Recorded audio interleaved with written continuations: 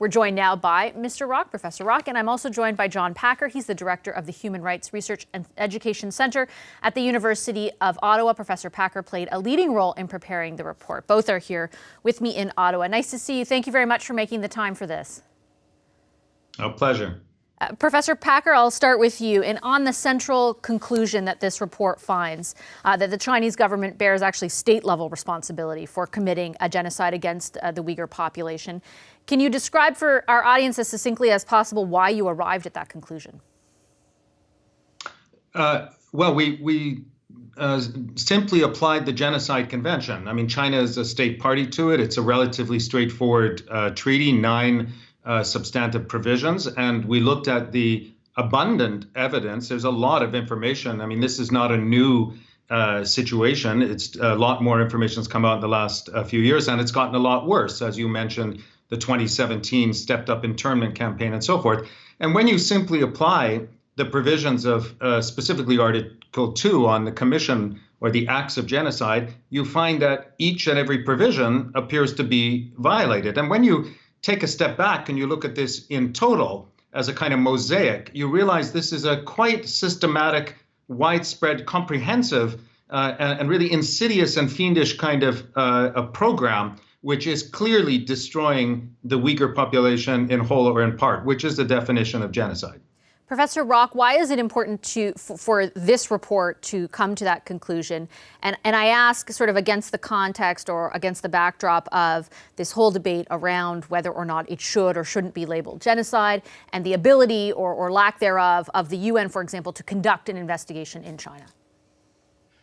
I think the intention of the group who took part in the preparation of this report, Vashi, was to take off the table the question whether or not it's a genocide. There may be debates in houses of parliament, in seats of power, about what to do as a consequence.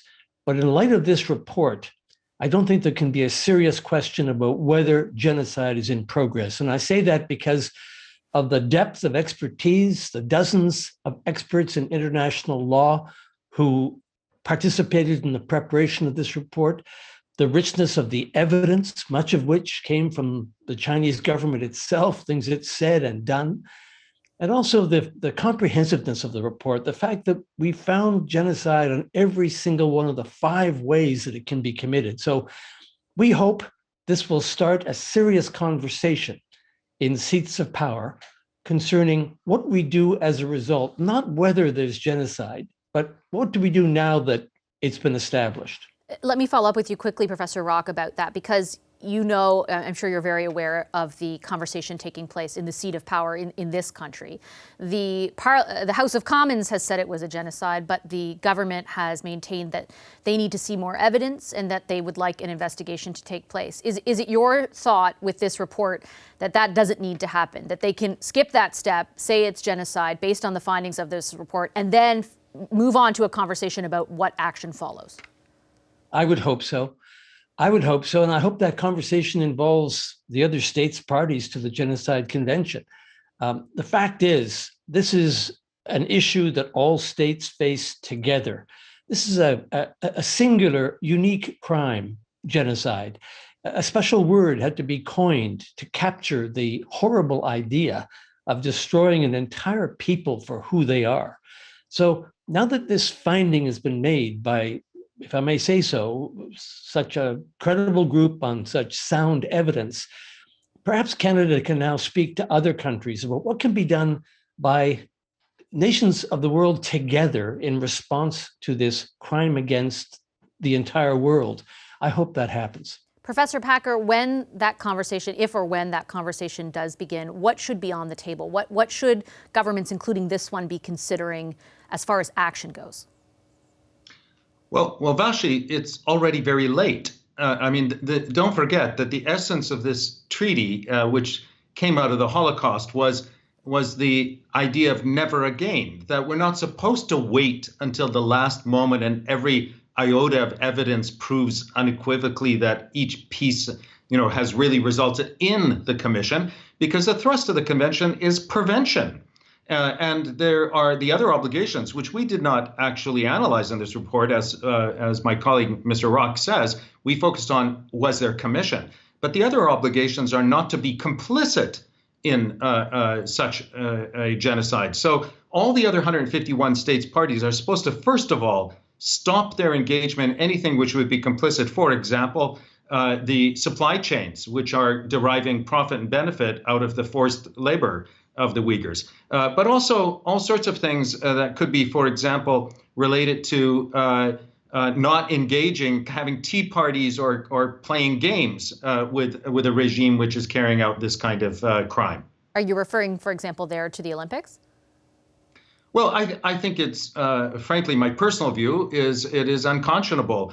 I mean, the Olympics, you can just imagine what the Uyghur population thinks about this, and that we would be going to the Olympics and, in a sense, giving to the government of China a tremendous public relations benefit and having a party and a celebration while a genocide's occurring. I mean, we know that from 1936 in the Third Reich and so forth. But that's not where the report doesn't propose that, just to be clear. My own view, and I think the view of many others, would be we should have a serious conversation about relocating the Olympics. Professor Rock, you and I have talked previously on the show, and we won't get into it now, but about what's happening with Michael Kovrig and Michael Spavor. I've had the opportunity to interview the current Minister of Foreign Affairs multiple times on this question of genocide. As I said, they want to see more evidence. They want an investigation conducted before it appears arriving at that conclusion. Others have told us that part of the reason they may be hesitating is because of the considerations, as they are in a very specific Canadian context, around Michael Kovrig and Michael Spavor. So should Canada make that declaration, would there be retribution that negatively impacts those two individuals? What is your perspective on that conundrum?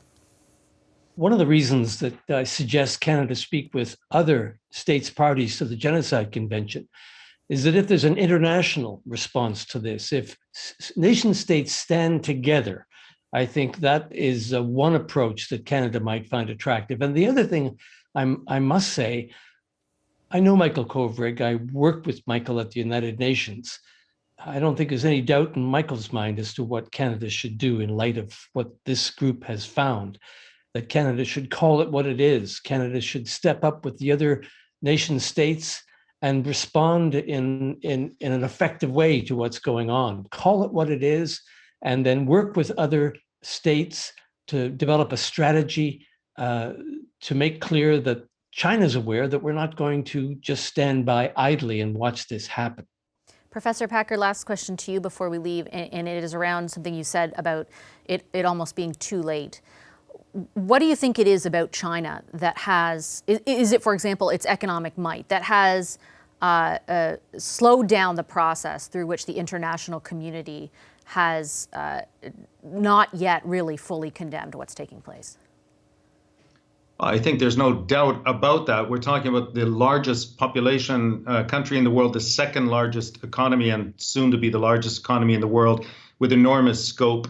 And obviously many states are concerned, especially now through the integrated supply chains. But we have to remember those arguments were made also in 1938, 1939. Don't forget Chamberlain's remarks coming back from Munich. You know, and I think if I may just comment on the last point, the idea that there might be a trade-off, I think that kind of thinking is the wrong thinking and did not end well in 1939.